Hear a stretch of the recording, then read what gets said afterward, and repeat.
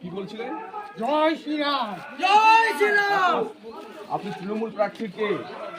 আপনি তৃণমূল প্রার্থীর কে? ফুল শ্বশুর। আপনি কি চান?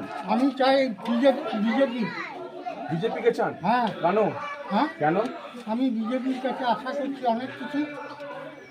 এই জঙ্গল রাজের পতন চান? হ্যাঁ, প্রথম চাই। আপনি মনে করেন পাল্টানো দরকার? পাল্টানো দরকার। আশীর্বাদ করুন। আশীর্বাদ করছি।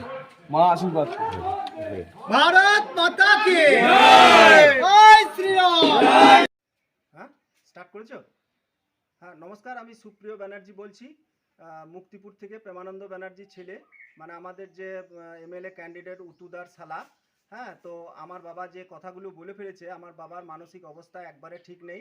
এই দেখুন আপনারা, উনি ওই জুলাই মাস থেকে দেবপ্রিয় মুখার্জিকে দেখাচ্ছেন এবং আমাদের সংসারেরও অনেক কিছু টাকা পয়সা, অনেক কিছু উনি ব্যাংকের টাকা পয়সায় নয় ছয় করেছেন। হ্যাঁ, তো উনি যেগুলো বলেছেন সম্পূর্ণ ভুল কথা এবং ওনার মানসিক ভারসাম্যহীন বলেই ওই কথাগুলো বলে ফেলেছেন। হ্যাঁ, দয়া করে আপনারা এইটা সঠিকভাবে নেবেন না। আমি কি বলবো? আমি মেম্বারকে বলবো, রাস্তার কোনো কি কেউ করে রাস্তা কোথায় ঢুকিয়ে নিবি? আমার বাড়ির পাশে। আপনার জায়গার উপর? আমার জায়গা নয়, রাস্তা থেকে খুঁড়ে একদম পাইপ বসিয়ে যায়। ভয় করছে রাস্তা খুঁড়িয়ে। ঠিক আছে, ঠিক আছে।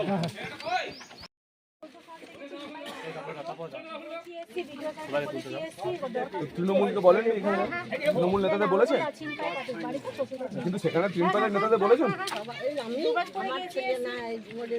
আপনাকেও ভাতা দেয়নি? কলকাতা থাকি, আমি চুপ পাইনি, কলকাতাও পাইনি, পাইনি, মমতার পাশেই থাকি 2 বছর ধরে। আপনারা দুজনেই কলকাতায় থাকেন? কোথায়?